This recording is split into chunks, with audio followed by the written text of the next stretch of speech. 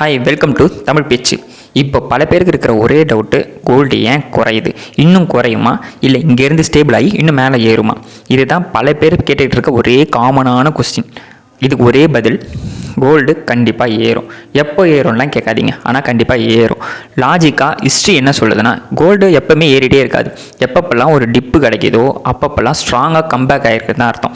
இப்போ ஏன் கோல்டு இறங்குதுன்னா அதுக்கு வார் தான் காரணம். ஆனால் லாஜிக்காக வார் நடந்தால் எப்போவுமே அன்சர்டனிட்டி அதிகமாகும். மக்கள் எல்லா சேவிங்ஸையும் விற்றுட்டு கோல்டில் பெருசாக இன்வெஸ்ட் பண்ணுவாங்க. இது கொரோனாலேயும் இது தான் நடந்தது, இதுக்கு முன்னால் நடந்த போர்லேயும் இதான் நடந்தது.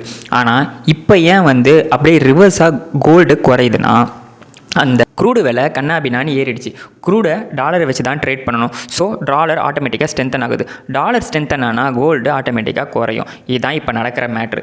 ஆனால் இந்த போர் கண்டிப்பாக ரொம்ப நாள் நடக்க போகிறதில்ல. காரணம் என்னன்னு உங்களுக்கே தெரியும். ஸோ இந்த போர் கண்டிப்பாக செட்டில் ஆகி தான் ஆகணும். செட்டில் ஆனதுக்கப்புறம் ஆட்டோமேட்டிக்காக க்ரூடோட விலை செட்டில் ஆகும். செட்டில் ஆச்சுன்னா டாலரும் வீக் ஆகும், ஆட்டோமேட்டிக்காக கோல்டு ஸ்ட்ராங் ஆகும். பட் உடனே நீங்கள் எதிர்பார்க்குற மாதிரி ராக்கெட் வேகத்தில் கோல்டு பிச்சுக்கிட்டுலாம் போகாது. கொஞ்சம் ஃபஸ்ட்டு செட்டில் ஆகும்.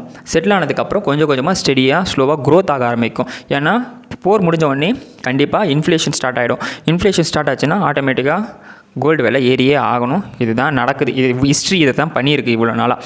ஓகேங்களா? அதே மாதிரி இப்போ நம்ம என்ன பண்ணணும்னா, இது ஒரு பையிங் ஆப்பர்ச்சுனிட்டியாக தான் பார்க்கணும். பயந்து பேனிக் ஆக வேண்டிய அவசியமே கிடையாது. கொஞ்சம் யோசிச்சு பாருங்கள். கோல்டு சர்ன்னு 17,000க்கு போச்சு. ஐயோ 12,000 13,000 இருக்கும்போதே நம்ம வாங்கியிருந்துருக்கலாமே, விட்டுட்டு வேடிக்கை பார்த்தோமே அப்படின்னு நினச்சிட்டு இருந்தோம். இப்போ நமக்கு ஒரு ஆப்பர்ச்சுனிட்டியாக 14,000 மறுபடியும் நிற்கிது. கொஞ்சம் கொஞ்சமாக நம்ம இப்போ கன்சிடர் பண்ணலாம். அதுக்குன்னு கையில் காசு இருக்குது, மறுபடியும் 17,000 போயிடுமே அப்படின்னு சொல்லிட்டு முட்டாள்தனமாக இப்போயே ஒரேடியாக பல்காக வாங்குறதும் தப்பு.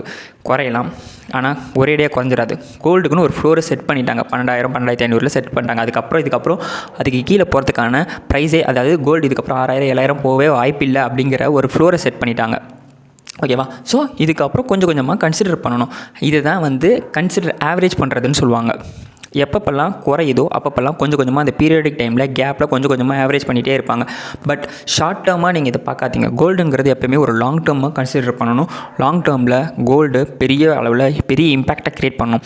ஏன்னா முதலீட்டாளர்கள் எல்லாருமே டாலர் அண்ட் கோல்டில் தான் ட்ரேட் பண்ணுறாங்க. ஸோ என்றைக்குமே கோல்டு உங்களை ஒரு பெரிய ப்ராஃபிட்டில் தான் உங்களை திருப்பி நிப்பாட்டும். இப்போ இங்கே இருக்கிற சிச்சுவேஷனில் கண்டிப்பாக இன்ஃப்ளேஷன் ஆனதுக்கப்புறம் இங்கேருந்து டபுள் மடங்கு ஆகும்னு தான் நிறைய பேர் சொல்கிறாங்க. ஆனால் அது எவ்வளோ நாள் ஆக போகுது, எவ்வளோ டைம் ஸ்பேன் அதுக்கு தேவைப்பட போகுது அப்படிங்கிறது தான் இருக்குது. ஸோ பயப்பட வேண்டியதில்லை. கோல்டு இதுக்கப்புறம் குறைஞ்சாலும் அதோடய ஃப்ளோரை விட்டு கீழே போகிறதுக்கு வாய்ப்பு இல்லை. அது ஒரு ஃப்ளோரை செட்டில் பண்ணிட்டாங்க. அதனால் தாராளமாக கொஞ்சம் கொஞ்சமாக கன்சிடர் பண்ணுறது தான் புத்திசாலித்தனம். இதில் பேனிக் ஆகிறதுக்கோ பயப்படுறதுக்கோ ஒன்றுமே இல்லை.